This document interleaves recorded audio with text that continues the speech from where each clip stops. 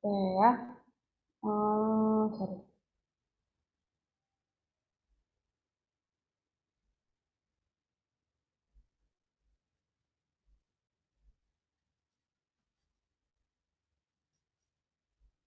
Nah, ini ya, kita lanjutkan perspektif analysis valuation concept. Kalau kemarin kita belajar dua ya, ada price multiple sama dividend discounted model ya atau method ya, ada DDM. Nah, price multiple dianggap cuman tandingan ya terhadap industri. Nah, nanti tapi ada challenge-nya di sana ya, bagaimana keakurasiannya, karena nanti tiap analis bisa berbeda-beda tuh ya, tidak ada uh, batasan yang jelas gitu ya, berapa variabel yang digunakan gitu ya, berapa perusahaan pembanding yang harus digunakan. Jadi itu benar-benar art ya, art dari analisnya sendiri-sendiri. Oke, lalu DDM dia ada flow-nya, ada yang masih ingat kira-kira apa sih kritiknya terhadap metode dividend discount model?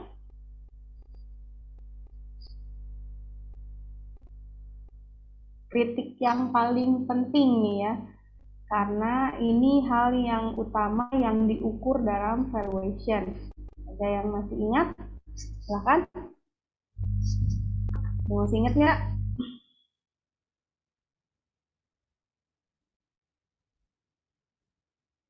Apa sih kekurangannya dari metode yang DDM?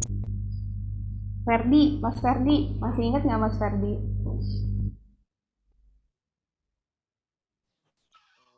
Ingat Bu. Ya ingat. Ayo, yang ingat siapa? Apa sih kelemahannya? Izin Bu, Siap, Aksa Bu.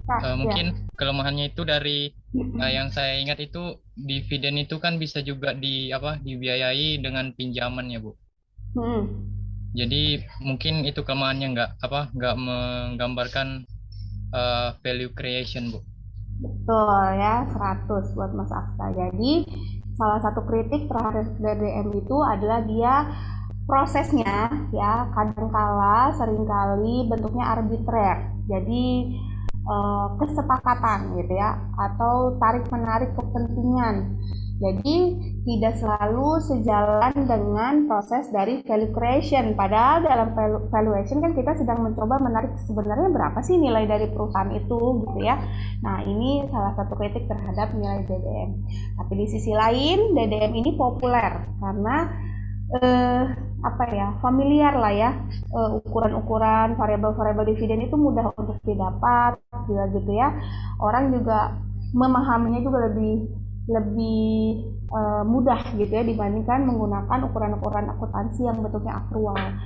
Nah, yang 3 metode selanjutnya kita masih masuk di metode yang menggunakan present value ya, sebagaimana DDM, tapi dianggap lebih rumit daripada DDM karena di sini kita mulai masuk kecuali yang terakhir ya, yang cash flow method.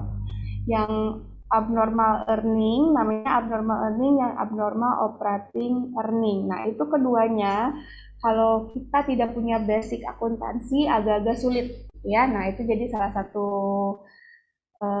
kelemahannya di situ. Nah, tapi di sisi lain, untuk metode yang dua itu, dia sangat sesuai dengan tadi, konsep value creation. Karena yang langsung kita ukur itu ya si proses value creation-nya ya, earning-nya yang kita hitung. Nah, ini yang 3 metode selanjutnya yang akan kita pelajari hari ini ya.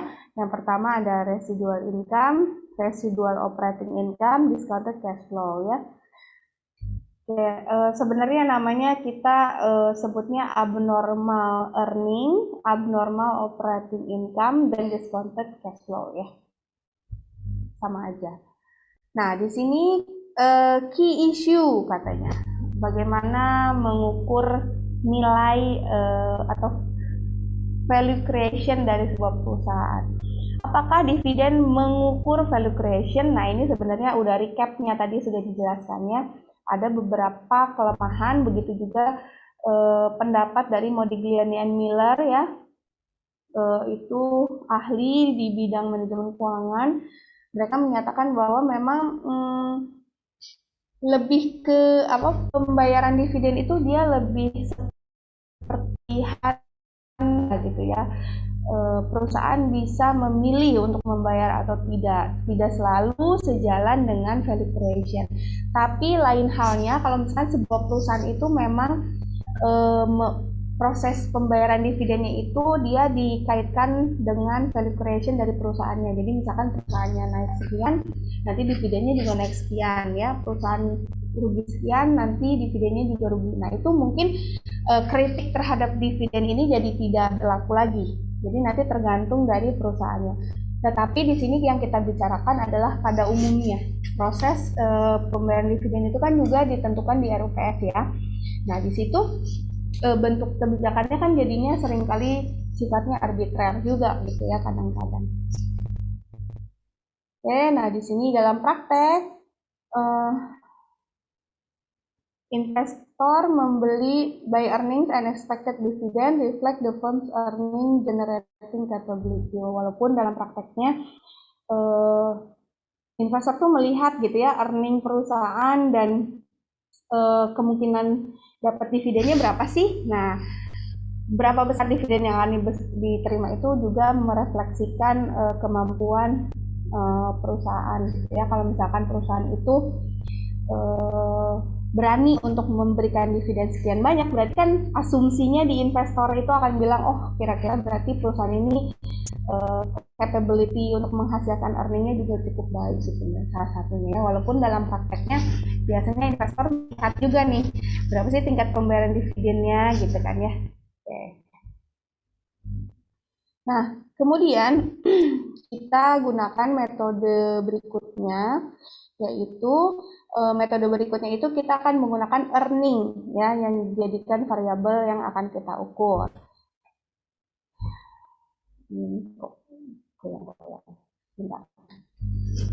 Jadi di sini earning yang dihasilkan setiap periode itu biasanya yang ditambahkan ke nilai ekuitas ya. Jadi di sini kalau kalian bayangkan perusahaan gitu ya, kita kan punya nilai buku ekuitas ya. Nah, itu biasanya nanti kan income statement kita tuh akan ditutup ya ke return earning ya. Nah, nanti ini jadi maksudnya BPE tambah CSP. CSP ini si comprehensive income tadi, return earning-nya ya. Jadi nanti dari hasil pendapatan operasional perusahaan gitu ya, dia akan menambah nilai buku dari ekuitas kita, itu maksudnya ya. Jadi CSP itu nama lainnya comprehensive income lah ya, atau RE. Nah, di sini dividen ada dibayar. Nah, gini, sorry. Jadi kalau misalkan pembayaran dividen itu kan dia akan mengurangi return earning kita ya. Nah, di sini jadinya nilai buku dari ekuitas kita di akhir adalah nilai buku ekuitas awal ditambah dengan comprehensive income kita dikurangi dengan pembayaran dividennya. Nah, sebenarnya persamaan ini seperti ini. Ini dasar metode earning. Jadi kita mainnya di sisi mana nih? Di sisi aset, di sisi ekuitas, atau di sisi utang? Dari persamaannya.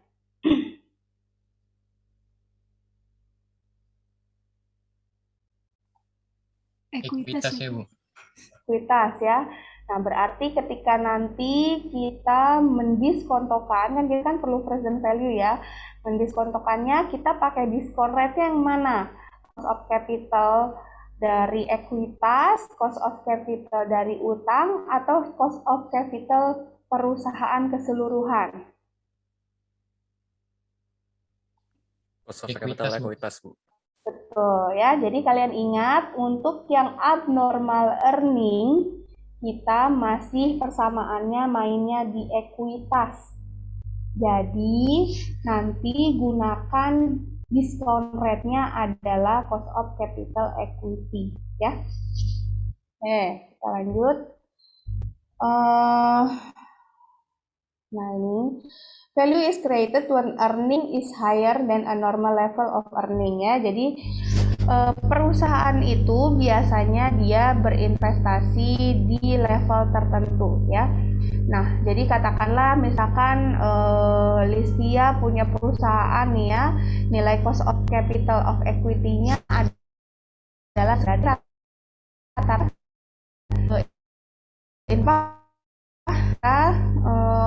pengembalian dari sahamnya itu sekitar 10% gitu ya.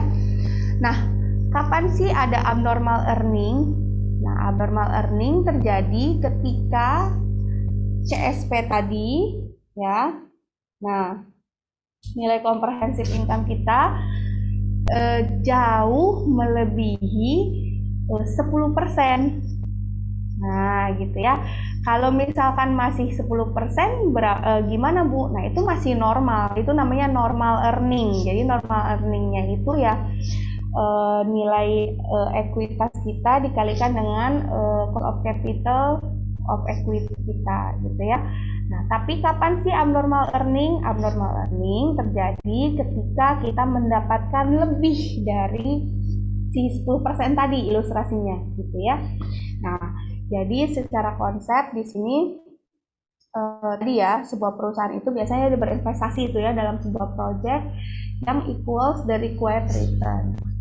Nah, berapa sih value-nya? Nah, di sini ketika expected return-nya sama dengan required return, dianggapnya itu tidak ada abnormal earning. Karena abnormal earning itu tercipta ketika Mbak Listia menghasilkan earning di atas required of return dari 10%.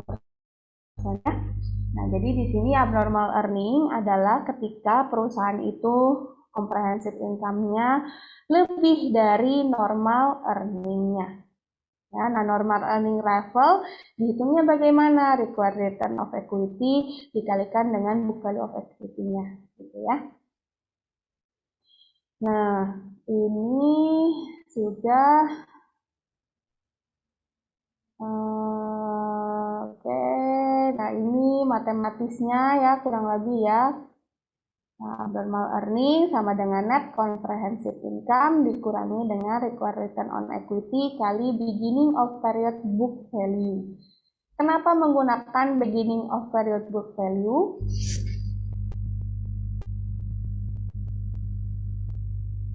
Dan nanti ya coba kita lihat di ilustrasinya ya. Kenapa ketika membandingkan itu kok kita menggunakan saldo ekuitas tahun sebelumnya, bukan yang tahun ini ya. Nah ini soal terminal value. Terminal value itu kalau yang di present value method ya semua sama. Jadi terminal value itu ada 3 jenis ya. Ada yang nilainya 0, ada yang continue in perpetuity, ada yang continue in perpetuity with growth. Ya. Di sini itu yang dihitung untuk melihat kita menentukan terminal value itu adalah ketika patternnya sudah stabilize gitu ya berdasarkan teori. Nah, kalau di DDM ada yang masih ingat nggak pattern apa yang kita lihat? Apakah nominal pembayaran dividennya atau apakah pertumbuhan dari pembayaran dividennya yang kita lihat patternnya?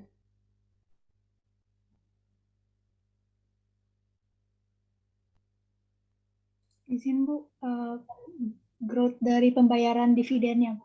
Ya, jadi hati-hati ya, yang kita lihat patternnya itu adalah growth. Jadi misalkan secara nominal dia sama, itu belum tentu sudah bentuknya perpetuity. Jadi yang dilihat adalah growth-nya, gitu ya.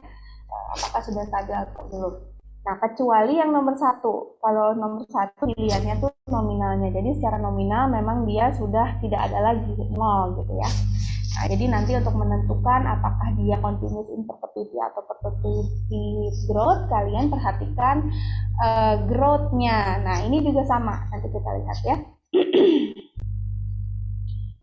Nah, kalau misalkan abnormal earning nilainya 0 itu kenapa gitu ya? Kok ada sih terminal value dengan abnormal earning nilainya 0 gitu ya?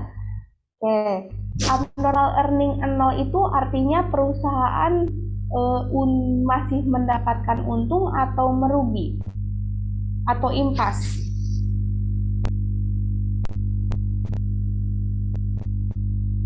Tadi rumusnya abnormal earning gimana? Coba lihat dari rumusnya. Jadi ketika abnormal earning nilainya 0 tuh sebenarnya kondisi perusahaan lagi apa sih? Lagi netral, lagi merugi, atau masih tetap mendapatkan untung? Perusahaan dalam keadaan normal, Bu. Normal ya? Kalau normal itu dapat untung atau enggak dapat untung, Mbak Ica? Tidak, Bu, karena nilainya sudah normal sesuai dengan required return-nya, Bu. Oke, berarti dapat pengembalian kan ya, tapi sebesar required rate of return ya, Mbak Ica?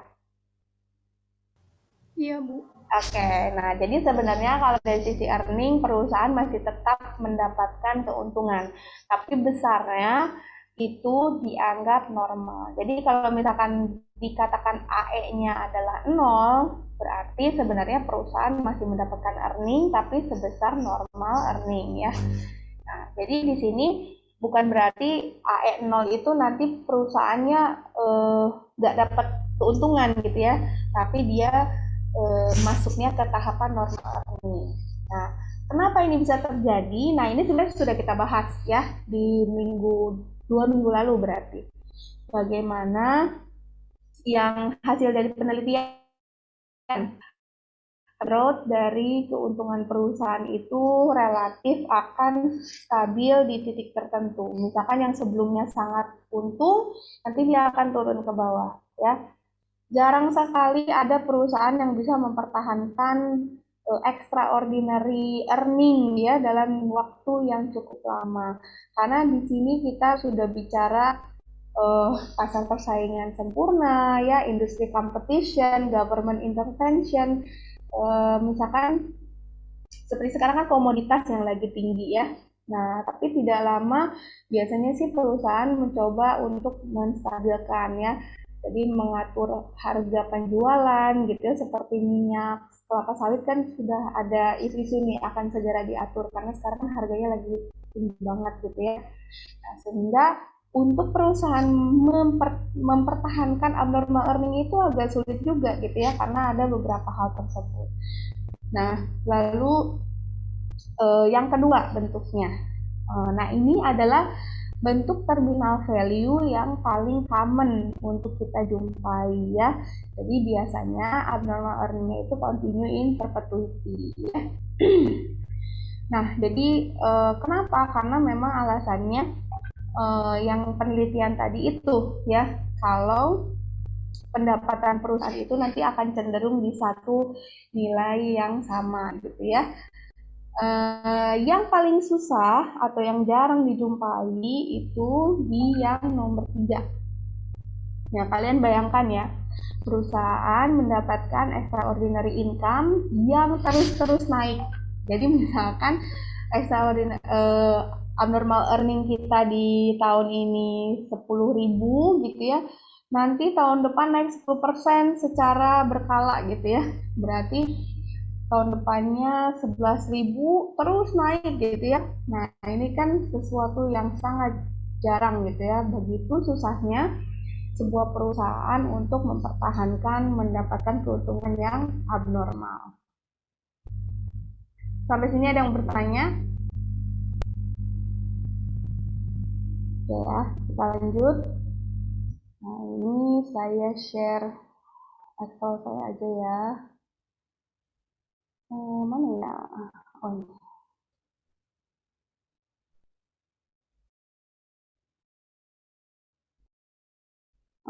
Sebenarnya ini sama ya angka-angkanya tadi dari buku literatur, cuman saya jadikan satu. Kita kecilin.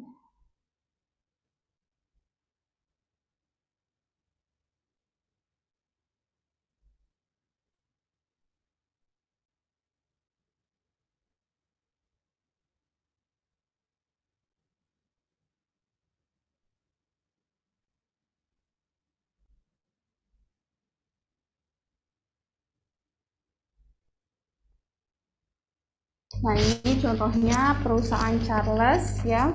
Dia melakukan forecasting dari 2005 hingga 2010 ya. Nah, di sini ketika kita mengukur atau melakukan valuasi dengan metode abnormal earning, tadi sesuai dengan persamaannya. Yang perlu kalian identifikasi terlebih dahulu kan tadi CSP dikurangi CSP-nya dulu ya. Nah, jadi teman-teman harus tahu dulu nilai CSP-nya itu berapa. Lalu yang kedua adalah kalian harus memforecastingkan book value of equity-nya ya. Nah, ini di sini book value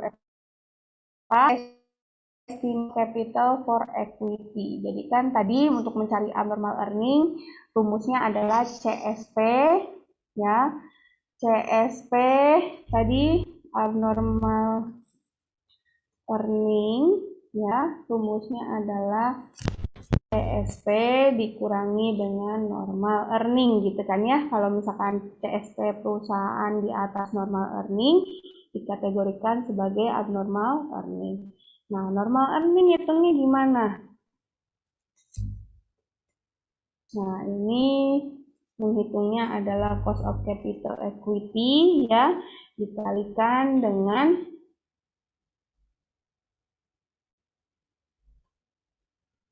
book value of equity ya. Nah, jadi yang teman-teman harus identifikasi kalau menghitung valuasi dengan metode ini adalah nilai CSP-nya, nilai cost of equity.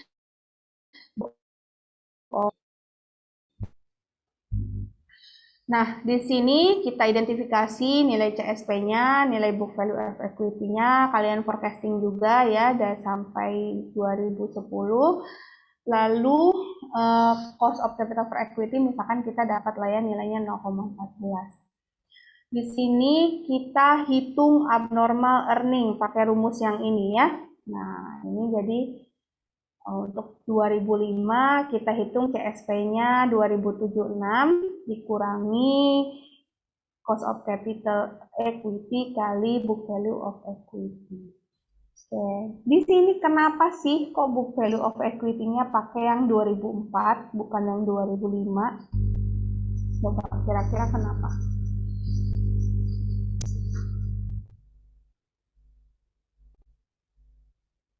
Yuk, ada yang mau jawab? Kenapa beginning ya, yang tahun lalu atau ending dari tahun lalu?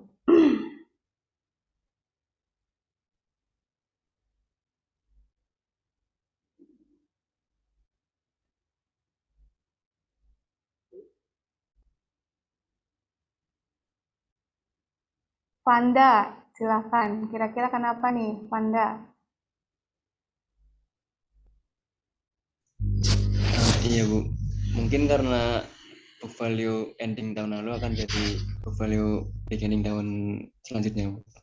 Ya, jadi kalau misalkan kita untuk mendapatkan earning tahun ini sebenarnya dasarnya itu nilai buku yang mana? Nilai buku ekuitas awal kita atau nilai buku ekuitas akhir kita?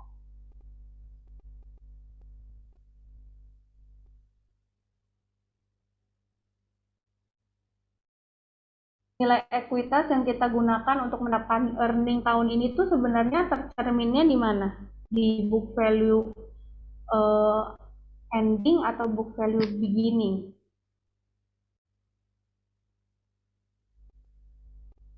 Di endingnya ya Bu. di ending untuk yang jadi oke gini ya. Jadi misalkan ini, makasih Vanda ya. Jadi ini 8.740 adalah kondisi nilai buku ekuitas kita di tahun 2004 akhir ya.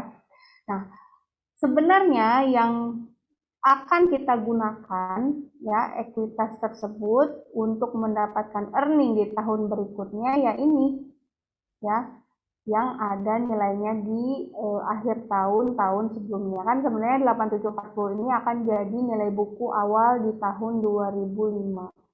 Kalau yang 10235 ini dia kondisinya ada di akhir tahun 2005. Nah, yang nilai ini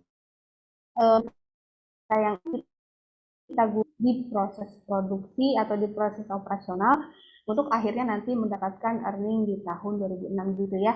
Oleh karena itu kita menggunakan nilai bukunya itu ya nilai bukunya ending di tahun lalu. Nah, karena ini dia akan menjadi nilai buku nah karena nilai buku ini akan menjadi saldo awal ekuitas kita di tahun 2005 ya. Sehingga perhitungannya seperti itu. Nah, ini kita hitungnya sama, ini juga ya, menggunakan saldo akhir tahun sebelumnya hingga 2010. Oke, sekarang kita hitung forecasting growth-nya. Nah, tinggal dihitung. Nah, ini kan kita sudah dapat ya nilai abnormal earning-nya. Teman-teman hitung growth pattern-nya ya. Nah, ini sendiri, ini juga sendiri. Ini biar mudah, sebenarnya di bukunya gini ya, cuman setelah saya hitung ternyata enggak nol nilainya ya, enggak apa-apa, biar enggak bingung. Nah, di sini teman-teman lihat, kalau di sini polanya terminal value-nya yang mana? Apakah terminal value sama dengan 0? Apakah terminal value-nya perpetuity artinya growth?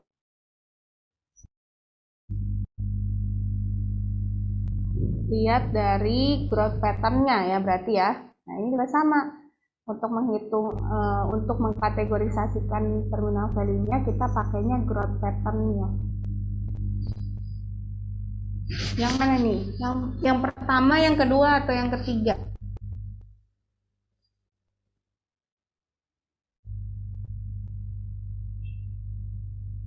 Perpetuity biasa, Bu. Perpetuity biasa, tuh ya Mas Aksa ya. Karena kalau yang nilainya 0, itu maksudnya abnormal earning-nya nilainya 0. Ya, bukan growth-nya. Nah, kalau ini adalah perpetuity biasa. Nah, jadi rumusnya adalah cash flow tahun berikutnya dibagi dengan R ya, 0,14.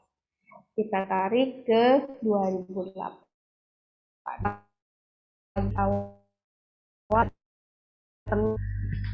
Oke, kalau ke bawahnya sama dengan dividend discounted method, jadi nanti kalian punya terminal value, punya cash flow, abnormal earning, itu di present value kan ke 2004. Nah, di sini tapi selain cash flow ini untuk menghitung total valuation kalian harus menambahkan dengan book value of equity di beginning-nya ya 2004. Nah, jadi nanti akhirnya adalah nilainya sekian. Dari saldo ekuitas di awal tahun ditambahkan dengan pertambahannya dari terminal value dan dari abnormal earning tahun-tahun 2005 sampai 2008. Oke, ini menghitung menggunakan abnormal earning method. Ada pertanyaan?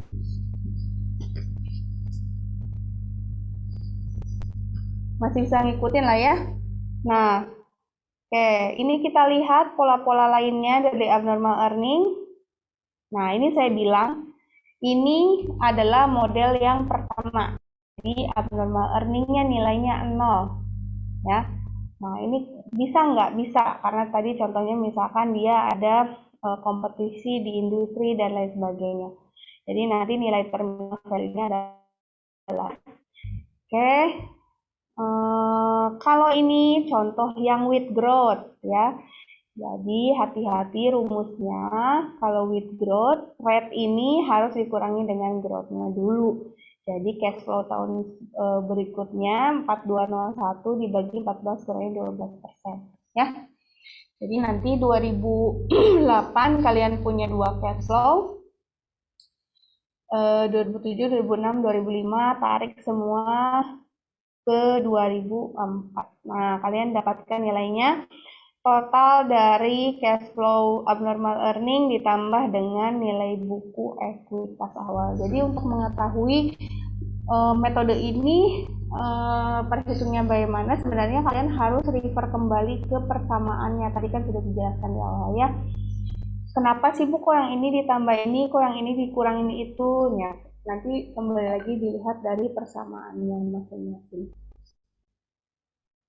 Oke, cukup mungkin untuk yang abnormal earning kita lanjut. Nah, ini tadi udah dijelasin ya, Charles Company. Kalian kalau mau refer ke bukunya langsung juga saya sarankan untuk dibaca. Karena kemungkinan ada hal-hal lain yang mungkin ingin kalian ketahui, biasanya di bukunya lebih detail. Oke, ini ada advantages dan disadvantages dari metodenya.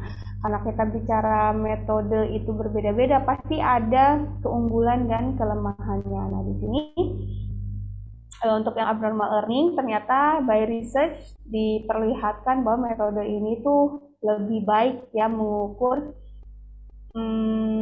nilai valuasi perusahaan dibandingkan metode yang lain. Nah, kelebihannya tadi, karena kita langsung pakai ukurannya earning, nah di sini fokusnya terhadap value drivers gitu ya, profitability, growth gitu ya dari investor. Incorporate the financial statement, jadi kita menggunakan data-data di laporan keuangan. Tadi dari income statement kita kan pakai CSP, lalu kita juga pakai neraca ya, nilai buku dari ekuitas kita. Uses accrual accounting dan versatil ya, can be used with a variety of accounting methods. Tapi disadvantages-nya apa? Mungkin kalau kalian belajar ini ya bisa cepat nangkepnya gitu ya. Tapi kalau misalkan orang-orang yang background-nya bukan akuntansi atau belum pernah belajar, agak kesulitan gitu ya untuk memahami metode yang satu ini ya, CSP itu apa gitu ya, kan agak kebingungan juga. Lalu forecast dari Horizon. Horizon depend on the quality of accounting. Jadi karena kita forecastingnya pakai angka-angka di laporan keuangan gitu ya. Ketika basisnya laporan keuangan, kualitas dari penyusunan laporan keuangan itu menentukan ya keakuratan dari angka-angkanya kan ya. Oleh karena itu nanti mempengaruhi nilai forecasting kita juga. Oke, ini yang kedua ya. Yang kedua yaitu discounted abnormal operating income method. Jadi kalau tadi kan kita abnormal earning, kalau ini kita abnormal operating income. Jadi yang kita ukur adalah NOPAT-nya perusahaan ya, net operating profit after tax. Nah, di sini tapi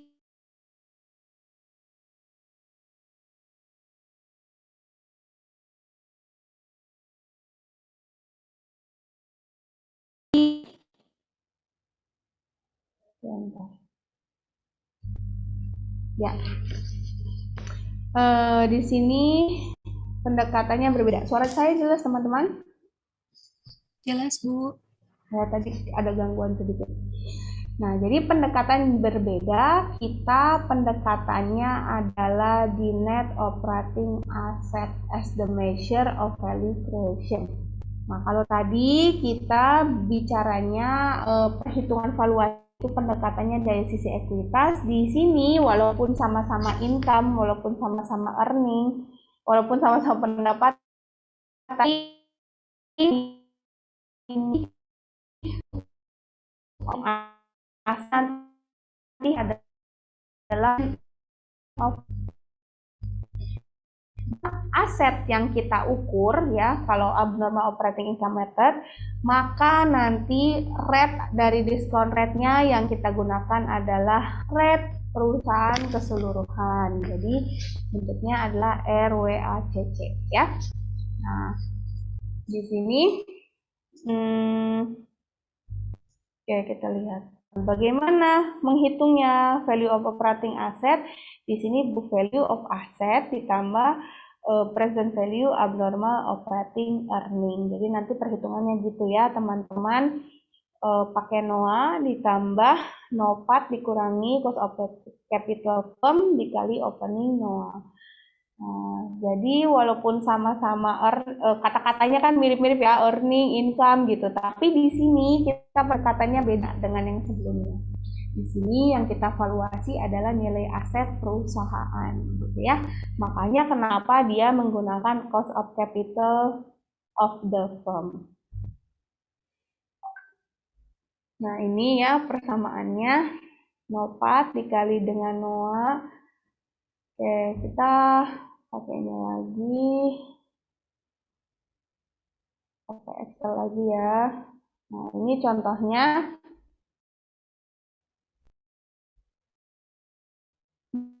Nih, company sama ya tadi ya di PPT-nya.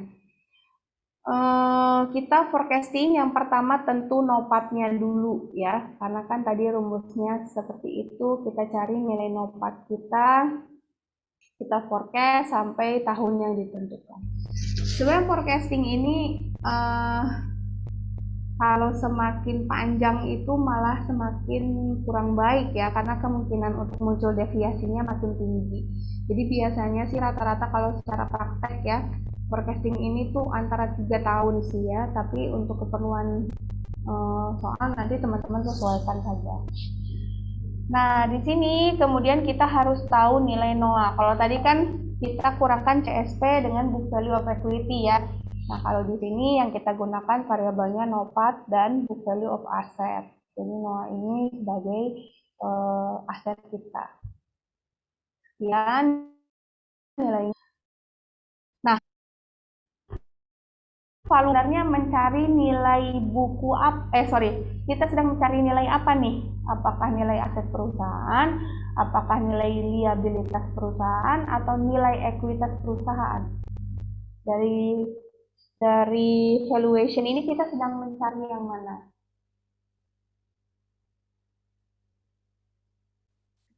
Ekuitas, Bu. Betul ya, kita mencari nilai ekuitas. Di sini metode yang ini kita mendapatkan nilai aset. Ya, masih ingat persamaan akuntansi dasar ya?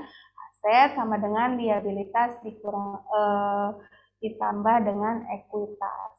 Nah, kalau kalian ingin mengetahui nilai ekuitas, berarti nilai asetnya harus dikurangi dengan nilai utangnya dulu. Nah, oleh karena itu di sini teman-teman harus tahu nilai debt.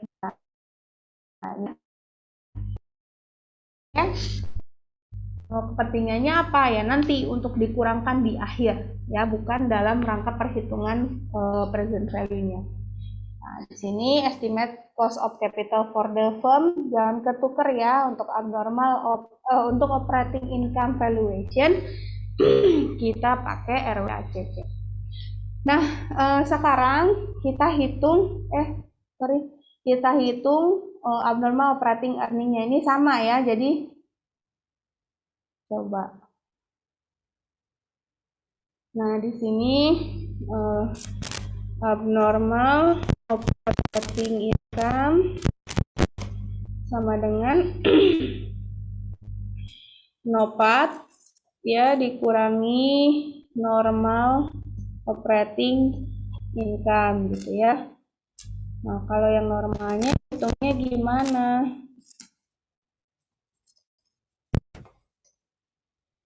Itu adalah sama dengan RWACC ya dikalikan dengan NOA gini. Nah, itu ya. Nah, tapi di sini nanti dia adalah nilai valuation of asset. Hasilnya ya. Makanya nanti harus dikurangi dengan nilai. Nah, ini kita hitung abnormal operating earning ya. Nih, NOPAT-nya dikurangi dengan saldo NOA tahun lalu, endingnya dikalikan dengan cost of capital for the firm. Sekian, sama ini juga ya. Nah, sorry, ini juga ya. Kita langsung hitung growth pattern dari tahun ke tahun ya. Oh, ini nggak pakai formula ya. Ya udah. Jadi ini pokoknya selisihnya dari 2005 ke 2006 growth-nya 16% dan seterusnya ya. Nah, kalau di sini berarti ini pattern yang ketiga ya, perpetuity with growth. Growth-nya sebesar 15%. Jadi teman-teman menghitung terminal value-nya di sini, cash flow tahun setelahnya dibagi cost of capital for the firm, ROICC dikurangi dengan G ya. Oke, kita akhirnya dapat 5 cash flow terminal value, dan 4 cash flow abnormal operating earning ya, kita gunakan. Nah, yang ini, yang atas ini yang kita present value-kan. Sorry, yang ini nih.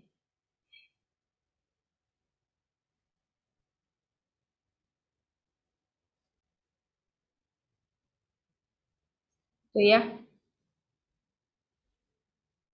Nah, nanti di akhir ini kita tambahkan, ini yang terminal value.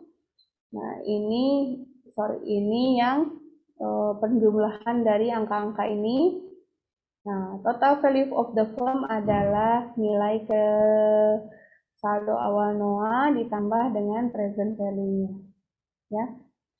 Nah, apakah sudah selesai? Belum, karena valuation kita mengukur nilai ekuitas. Nah, di sini kita kurangkan dulu dengan debt. Nilai debt di tahun 2004, maka kita baru dapatkan nilai ekuitasnya. Nah, itu perbedaannya ya.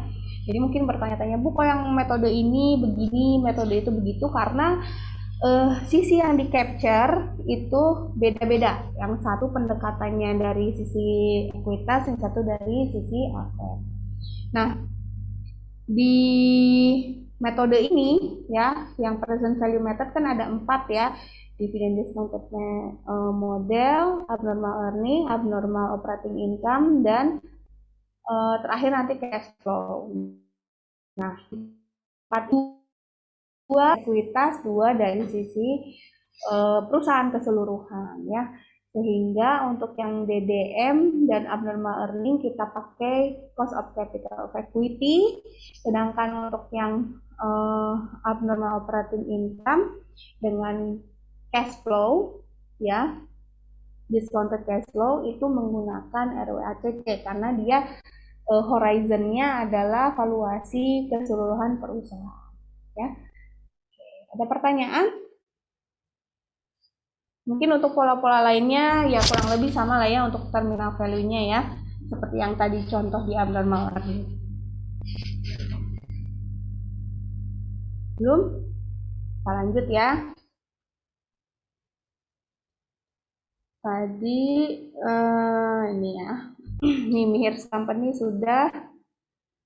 Nah, di sini katanya sama aja, discounted abnormal operating income itu akan memberikan hasil yang sama dengan perhitungan abnormal earning selama cost of capital for equity-nya itu selalu di-adjust seiring dengan perubahan leverage. Jadi perubahan leverage itu utang ya. Jadi ketika perusahaan ada utang baru gitu ya, pendanaan baru, nanti pasti cost of equity juga terpengaruh.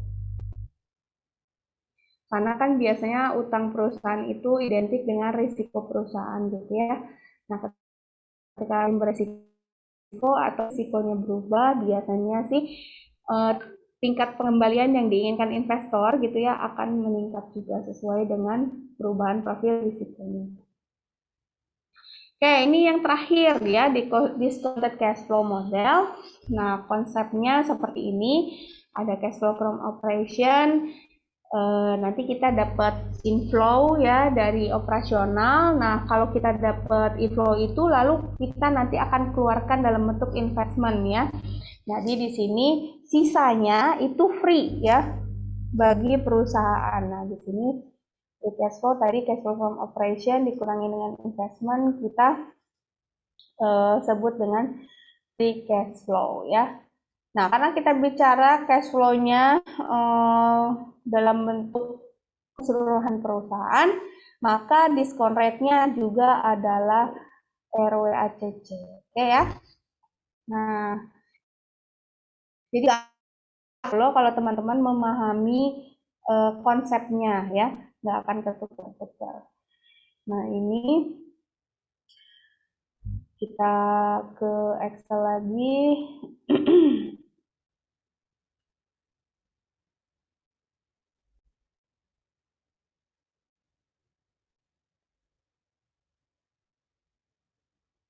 Nah, ini untuk cash flow ya. Jadi misalkan kita sudah dapat nih perusahaan Satyan, free cash flow-nya sekian gitu ya. Nah, ingat karena ini dari sisi keseluruhan perusahaan, jadi yang kita hitung tuh sebenarnya adalah nilai atau valuasi dari asetnya. Jadi teman-teman perlu mengetahui nilai buku debt-nya ya untuk nanti dikurangkan di akhir. Oke, di sini gak serumit yang dua metode tadi karena kita hanya menggunakan free cash flow-nya saja. Lalu kita hitung growth-nya dari tahun ke tahun. Ya, berarti kan ini kita bandingkan 2007 dengan 2006, 36% gitu ya, dan seterusnya. Di sini berarti perpetuity with growth ya. Nah, sebesar 15%. Untuk terminal value-nya kita gunakan T plus 1, cash flow plus 1 dibagi dengan R min G. Nah, ya, kita dapatkan ya. Nah, dikurangi dengan nilai debt, maka kita dapatkan total value of equity. Sebenarnya lebih gampang ya dibanding dua metode lainnya. Ini mirip dengan dividen gitu. Kita coba mau menggunakan satu variabel saja, gitu ya. Oke. Nah, ini advantages-nya isi konsep ya. Tadi saya bilang dia lebih mudah dipahami lah ya. Dan cash flow itu dianggapnya lebih real gitu dan lebih mudah untuk dipahami, tidak terpengaruhi oleh accounting rules. Iya ya, gitu ya. Karena kan kalau accounting rules kita sudah mainnya tuh accrual, banyak estimasian di situ. Kalau cash flow ya dia memang secara fakta ada aliran kas pasti keluar gitu ya, pasti dicatat. Familiarity, nah ini orang mungkin lebih mudah ya memahami cash flow dibandingkan neraca gitu kan. Bagi beberapa orang. Lalu straight application net present value techniques. Oke, disadvantages-nya apa? Nah, cash flow itu di awal-awal perkuliahan dulu ya, temuan pertama kalau tidak salah saya bandingkan antara metode accrual dan cash basis. Di situ kalau kita bicara horizonnya pendek, misalkan katakanlah Mbak Layla itu menyewa perusahaannya Mbak Layla itu menyewa bangunan gitu ya selama 3 tahun. Nah, kalau belum sampai 3 tahun, sebenarnya nanti di akhir 3 tahun antara cash flow dan cash basis dan accrual basis itu nanti akan sama akhirnya. Tetapi kalau misalkan masih di in between di tahun pertama pertama, di tahun kedua, pasti akan ada perbedaan. Misalkan cash basis itu dia akan mengakui secara keseluruhan gitu ya uang sewa tersebut di tahun pertama. Jadi kalau kita bicara tahun pertama, antara cash basis dan accrual basis pasti jomplang gitu ya nilainya. Nah, di sini menjadi disadvantages dari cash flow method, karena kan kita nggak tahu nih, kalau horizonnya terlalu pendek, jangan-jangan ada bias di situ, gitu ya. Lalu di sini, ya itu ya tadi ya horizon, validation. Nah, ini agak sulit nih untuk memvalidasi forecast dari free cash flow dan lain sebagainya, ya. Nah, sebenarnya dari ketiga model tersebut semuanya diderive atau diturunkan dari dividen diskon model ya. Kalau kalian lihat tadi persamaannya kan ada dividennya semua. Cuman perbedaannya adalah fokusnya. Ada yang dari sisi ekuitas, ada yang dari sisi aset ya. Ada yang menggunakan CSP, ada yang menggunakan NOPAT dan lain sebagainya. Sehingga dengan perbedaan variabel yang digunakan, strukturnya pun berbeda. Oke, valuation ini summary ya. Saya pikir kita lanjut ke yang ini. Oke, ini merefresh saja ya. Refresh kembali untuk RWACC dan CAPM. Nah, kemarin saya lihat. Nah, di sini untuk mengimplementasi valuation model ada beberapa hal atau asumsi yang harus kita ukur ya. Yang pertama adalah cost of capital sebagai discount rate. Nah, ini penting ya untuk mengetahui karena ini akan menjadi penentu. Beda 1% aja tuh nanti material ya dalam perhitungan valuasi. Oke. Nah, ini contohnya ya. Jadi selama ini teman-teman juga mungkin sudah belajar ketika mengukur RWACC ya. Teman-teman identifikasi kira-kira pendanaan perusahaan itu dari sisi utang tuh utang kemana aja gitu ya. Nanti kan secara proporsional dilihat, akhirnya diketahui rata-rata cost of capital equity-nya berapa. Cost of utang. Biasa sesuai dengan risikonya, dia akan lebih kecil ya dibandingkan cost of capital equity. Karena memang risiko utang kita mengutangkan uang itu risikonya lebih kecil daripada ketika kita berinvestasi dalam bentuk saham. Sehingga biasanya bondholder itu meminta return yang lebih kecil relatif ya dibandingkan dengan ketika dia berinvestasi di saham. Jadi kalau kita bicara cost of capital atau required rate of return, semuanya pasti muaranya adalah risiko ya. Jadi kalau risiko naik ya jadi pas ya bolehlah saya misalkan nih siapa nih yang kelihatan Balis dia sama Mas Aksa gitu ya, dua-duanya mau minjem ke saya 1 juta nih, saya pasti akan mengakses dulu profil dari keduanya, kira-kira mana nih yang kemungkinan pengembaliannya lebih nggak jelas gitu ya. Nah, nanti pasti saya akan minta tapi ini kita bicaranya praktik konvensional ya. Kalau misalkan yang praktik syariah kan sudut pandangnya beda ya. Jadi ini saya bicara kalau praktik konvensional gitu ya. Jadi dilihat risikonya Mbak Livia sama Mas Aksa itu mana nih yang kira-kira akan bayar utang atau tidak gitu ya. Dan nanti kalau semakin punya itu bunga yang lebih tinggi gitu ya, karena dengan bunga yang lebih tinggi setidaknya saya akan mengurangi kans untuk uangnya tidak kembali lah. Jadi di awal kita sudah minta pengembalian yang cukup banyak. Nah, itu salah satunya. Lalu kalau cost of capital equity biasanya kita pakai CAPM atau teman-teman juga bisa pakai DDM ya untuk menghitung. Nanti kita bahas CAPM tersendiri. Nah, RWACC weighted average cost of capital biasanya ada di tengah-tengah. Jadi nilainya itu ya antara debt dan equity, tergantung proporsinya. Kalau perusahaan dia berat pembiayaannya lewat utang, ya nanti akan deket ke nilai debt-nya, cost of capital debt-nya. Tapi kalau dia lebih banyak menerbitkan saham, mungkin kemungkinan nanti akan deket nilai ke equity ya. Oke, di sini jadi pasti dia adalah dari risiko, profil risiko perusahaan.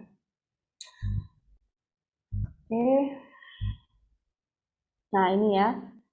Nah, ini adalah rumus CAPM. Jadi kita mengidentifikasi return all investment asset as the only risk factor. Nah, kalau saya dulu ya, belajar pertama kali CAPM, baca ini saya agak bingung ya. Risk premium kalau dibacakan the expected return on a portfolio for risky asset. Kalau kita bicara CAPM beta, di situ juga dibilang the sensitivity of the investment return. Sedangkan RE di sini juga adalah expected return juga ya. Nah, akhirnya saya coba pakai ini ya. Coba kita lihat nih ya. Sebentar. Oh, ini langsung otomatis ya kalau ini ya. Bentar. Nah, pakai ini. Grafiknya kelihatan teman-teman. Terlihat, Bu. Nah, di sini ini adalah risk-free rate kita. Oh ya, sebelumnya untuk mengukur risk-free rate ini, risk-free return, biasanya ukurannya kita dapatkan dari mana? Dari obligasi pemerintah, Bu. Dari obligasi pemerintah ya yang dianggap. Jadi kalau instrumen pemerintah itu dianggap tidak akan default ya, walaupun kenyataannya Yunani default ya. Nah, tapi kemungkinannya tuh kecil. Nah, jadi dianggapnya dia risk free.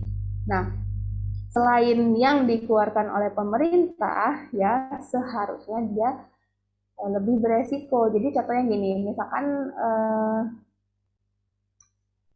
Indonesia itu mengeluarkan SBSN gitu ya, dia termnya berapa, misalkan sama-sama 10 tahun, terus nominalnya sama, kupon rate-nya katakanlah 8%. Nah, kalau misalkan di situ, ini saya kasar banget ya, nggak coba mengukur, misalkan katakanlah 6% gitu ya kupon rate-nya.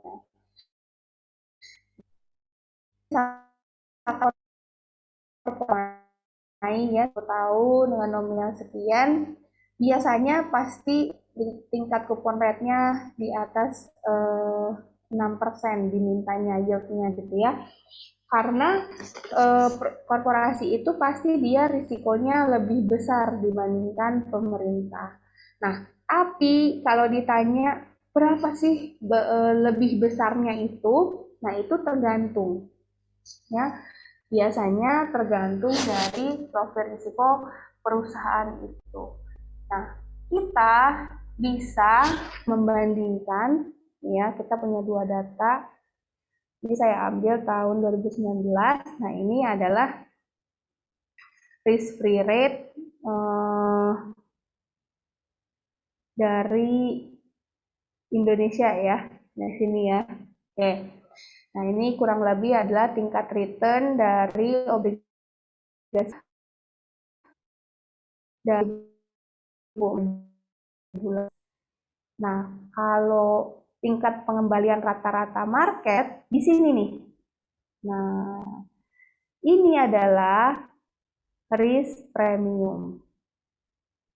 Ya. Oke, jadi ini nilainya pasti rate-nya itu ini adalah market return ya.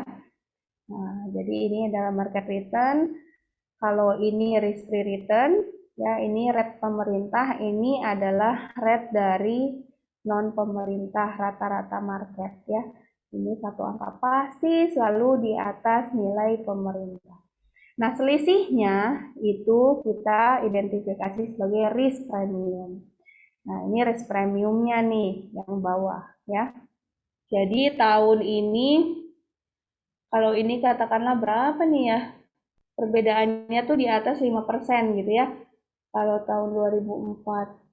Nah, terus semakin turun, kadang naik lagi gitu ya.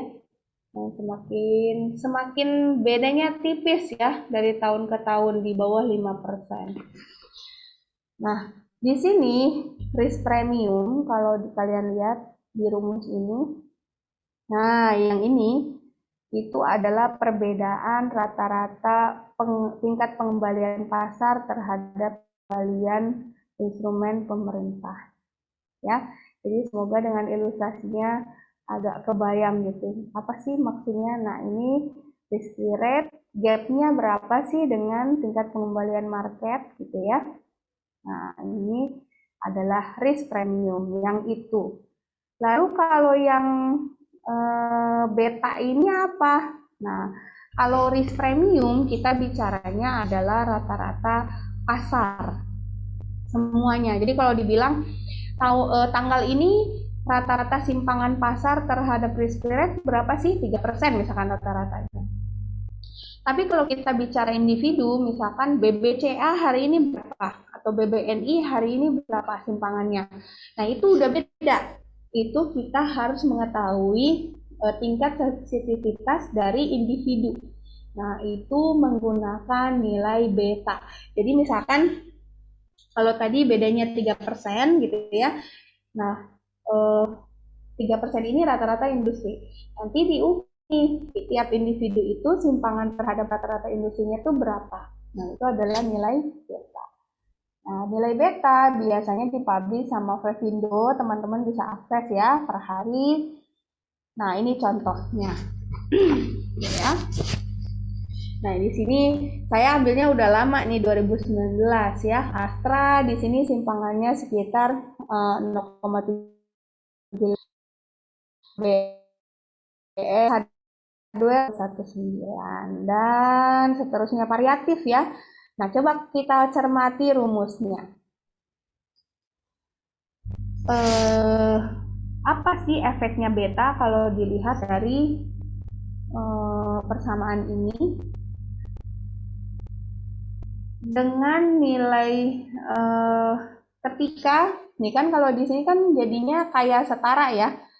Tingkat expected return itu akan sejalan dengan peningkatan nilai risk return, dengan peningkatan nilai risk premium, dan dengan peningkatan CAPM beta. Jadi ketika nilai beta semakin tinggi, nanti pasti expected return-nya lebih besar. Jadi contohnya misalkan BBNI, misalkan dia nilai CAPM betanya 1,2 misalkan, nah berarti nanti dikalikan dengan nilai risk premiumnya ditambah dengan risk return. Nah, dia akan menjadi expected return dari individunya sendiri, saham BBNI gitu ya. Nah, jadi kalau kalian cermati, nah perusahaan-perusahaan dengan nilai beta tinggi pasti nanti expected return-nya terhadap individu sahamnya juga semakin besar. Nah, kenapa sih? Nah, lagi-lagi kalau memang sih banyak alasan ya, kenapa tingkat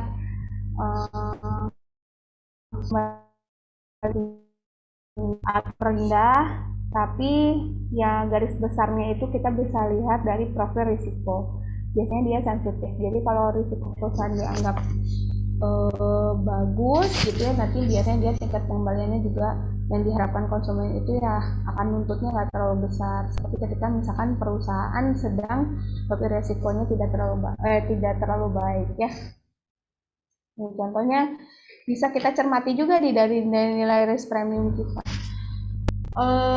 Pemerintah Indonesia itu pada tahun 2000 sekitar 2018-2019 kalau tidak salah ya, kita kan sudah mulai masuk ke investment grade ya. Nah, ini terlihat nih trennya tuh tingkat returnnya tuh makin turun nih. Zaman dulu ya, apalagi nih krisis 2008, lihat nih returnnya sangat tinggi, lebih dari 16% nih.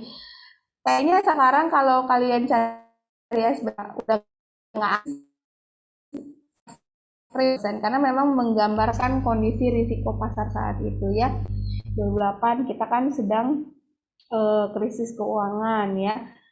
Nah, di sini dekat-dekat 2004 kan kita ada reformasi itu ya. Nah, di situ juga risiko Indonesia mungkin dianggap masih tinggi ini. Oleh karena itu dia kalau menerbitkan saham pasti tingkat pengembalian yang diharapkan itu tinggi, mengingat risiko negara kita juga yang masih belum terlalu baik. Nah, di sini baru nih kita cermati setelah naik investment grade ya, sudah mulai agak menurun. Nah, gitu. Mungkin itu aja ya, saya mau refresh terkait CAPM dan WACC. Mudah-mudahan sih teman-teman masih ingat konsepnya. Mungkin ada yang mau ditanyakan sebelumnya?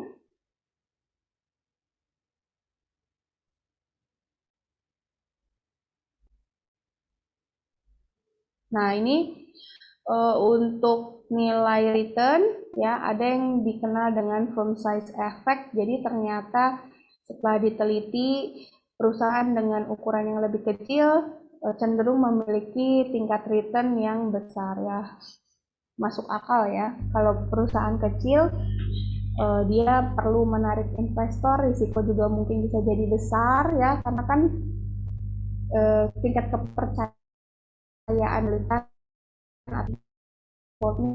lebih ini ya, lebih dikhawatirkan. Jadi biasanya pasar itu minta pengembalian yang lebih tinggi. Kalau perusahaan-perusahaan mapan ya, kalian lihat biasanya perusahaan-perusahaan yang bagus kinerjanya mapan ada di saham-saham yang blue chip itu biasanya relatif returnnya nggak terlalu besar gitu ya. Mungkin itu aja sih yang harus diperhatikan. Ada yang ditanyakan? Silahkan. Teman-teman.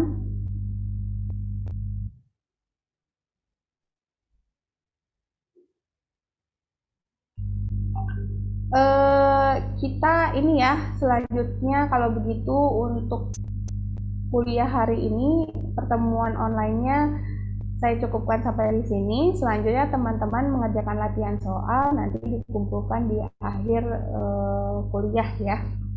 Nah, nanti akan kita bahas soal tersebut di minggu depan, gitu ya.